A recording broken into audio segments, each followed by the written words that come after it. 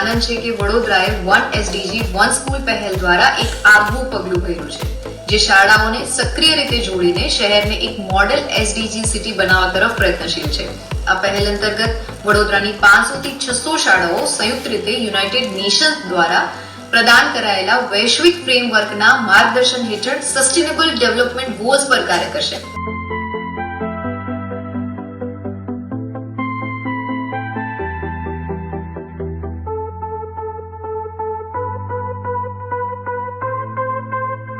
So today there are two things which I want to say. First of all, I congratulate this SDG Forum team જેને આ આયોજન કર્યું છે. એમને હું અભિનંદન પાઠવીશ.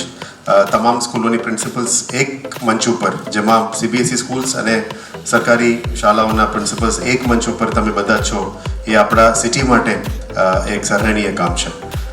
As you've heard, I was speaking to the શાસન અધિકારી કે અમારા સરકારી શાળાઓમાં 2-3 શાળાઓ એવા છે જેમાં ખાનગી શાળાઓ છોડીને પેરેન્ટ્સ સરકારી શાળાઓમાં બાળકોને લાવવા માંગે છે.